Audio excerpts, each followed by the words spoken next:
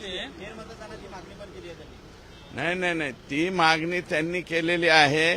ज्यांनी निवडणूक लढवली त्या उमेदवारांनी करावी, त्यांनी करावी. आणि दुसरं, महादेव मुंडेंच्या पत्नी जर उपोषणाला बसले असतील तर एसपी साहेबांना माझी विनंती राहणार आहे की ही बाब आमच्यासाठी लज्जास्पद आहे.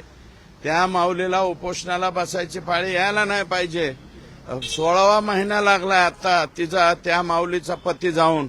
महादेव मुंडेचे मारेकरी सापडलेच पाहिजेत.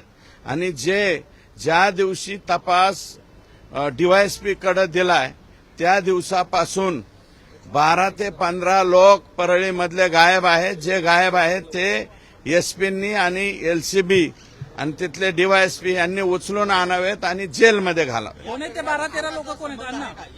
12-13 लोक 100% आकाचा संबंध आहे. ज्यांनी महादेव मुंडेंना मारलंय त्यांचे ज्यांनी मारलेले ज्या गुंडांनी, ते गुंड आकाच्या मुलाच्या बॉडीगार्ड म्हणून फिरवत होते आतापर्यंत. मग आता ते बॉडीगार्ड कुठे गेले अचानक? आकाच्या मुलाच्या अवतीभोवती ते नाहीयेत आणि तेच आरोपी आहेत. ते आरोपी पकडले पाहिजेत.